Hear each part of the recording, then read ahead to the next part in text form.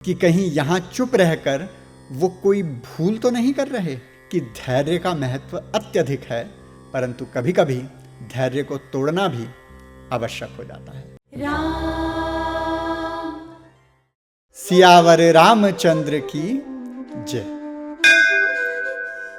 मानस और मानुष में आज हम सुनेंगे सुंदरकांड दोहा संख्या 11, चौपाई संख्या 6, जिसके माध्यम से हम देखेंगे कि सीता जी की ये दारुण स्थिति देखकर बजरंगबली के मन पर क्या बीती। नूतन किस लय अनल समाना, देहि अग्नि जनि करहि निदाना, देखी परम बिरहा कुल सीता, सोछन कपहि कलप सम बीता।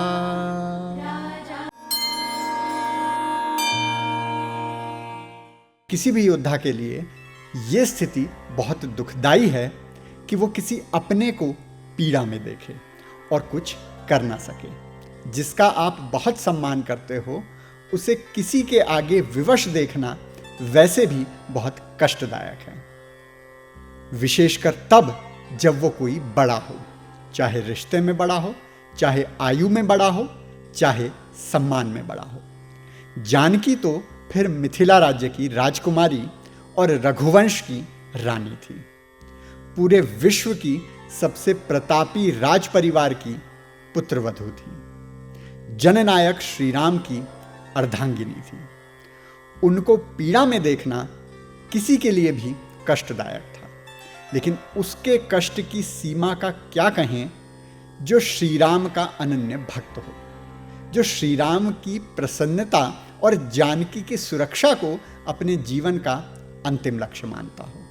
एक सहृदय वीर पुरुष तो ऐसा होता है कि यदि कहीं राह चलते किसी महिला के साथ, किसी वृद्ध के साथ, किसी निर्बल के साथ कुछ अनुचित व्यवहार हो जाए, उसके सामने ना भी हुआ हो, केवल उसने इसका समाचार भर सुन लिया हो, तो भी वो अपने आप को इसके लिए दोष देने लगता है कि मैं उस अन्याय अत्याचार को रोक क्यों नहीं सका। और फिर ये तो हनुमान के आराध्य प्रभु श्री राम की अर्धांगिनी सीता थी। वो श्री राम जो उनके लिए युग प्रवर्तक थे, वो श्री राम जिन्होंने उनके महाराज सुग्रीव को राज सिंहासन दिलाकर उनके राज्य किष्किंधा को बाली के अत्याचारों से मुक्ति दिलाई थी। वो सीता जिसे वो माता के समान मानते थे, वो सीता जो आज पूरे संसार में धर्म व अधर्म के संघर्ष के बीच की धुरी बन गई थी। उस सीता की ये दशा देखकर हनुमान जी की दशा कहने योग्य नहीं रही थी। गोस्वामी जी कहते हैं, नूतन किस लय अनल समाना, देहि अग्नि जनि करहि निदाना, देख परम बिरहा कुल सीता, सोछन कपिहि कलप सम बीता। अशोक वाटिका में अशोक के पेड़ को संबोधित करते हुए जानकी जी कह रही हैं, तुम्हारे ये नए नए पत्ते अग्नि के समान चमक रहे हैं। इन पत्तों से मुझे अग्नि प्रदान करके तुम ही मेरे कष्टों का निदान कर दो। सीता माता को ऐसी विरह में व्याकुल देखकर कपिराज हनुमान का एक एक क्षण मानो एक एक कल्प अर्थात एक एक युग के समान बीत रहा हो। यद्यपि वो अपनी भावनाओं को नियंत्रित करके अपने आप को हस्तक्षेप करने से रोक भी रहे थे, परंतु ये भी सोच रहे थे कि कहीं यहाँ चुप रहकर वो कोई भूल तो नहीं कर रहे। वाल्मीकि रामायण सर्ग संख्या 30 श्लोक संख्या 15 में बजरंगबली विचार रहे हैं, यदि च उद्योजयिष्यामि भर्तारम राम कारणात्, व्यर्थमा गमनम तस्य ससैन्यस्य भविष्यति। यदि मैं वानर राज सुग्रीव व उनकी वानर सेना को श्री राम काज के लिए यहाँ साथ लेकर आ भी जाऊं तो उनका यह आना व्यर्थ हो जाएगा। अर्थात जब वैदेही ही नहीं बचेंगी तो फिर सेना लाने का कोई लाभ नहीं होगा।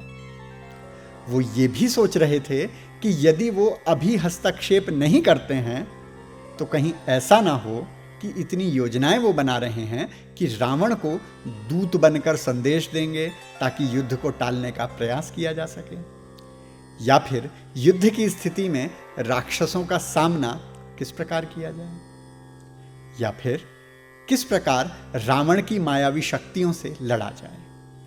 ये सारी कूटनीति, दूत नीति, रणनीति, धैर्य, ये सब सीता जी को सुरक्षित बचाने के लिए ही तो हो रहा था। लेकिन यदि अभी हस्तक्षेप नहीं किया तो शायद सीता जी बच ही ना पाए। इसी दुविधा और दुख की स्थिति में हनुमंत का एक एक क्षण एक एक युग के समान बीत रहा था। तो आज की चौपाई से हमें क्या शिक्षा मिलती है कि धैर्य का महत्व अत्यधिक है, परंतु कभी कभी धैर्य को तोड़ना भी आवश्यक हो जाता है। बाबा का आज का ब्रह्म ज्ञान है धैर्यवान लोगों के नाम। देखिए, 100 में से 99 बार धैर्य से आपका कार्य सफल हो जाएगा। और वैसे भी जब आपके हाथ में कुछ हो ही ना, तो फिर एक धैर्य ही है जो आपको किसी भी परिस्थिति में प्रसन्न रख सकता है। अब देखिए, बारिश से हुए जल भराव से एक सामान्य जन दुखी होगा, उसे ऑफिस आने जाने की चिंता होगी, लेकिन ये भाई लोग हैं कि यहां भी आनंद लेने का अवसर हाथ से जाने नहीं दे रहे।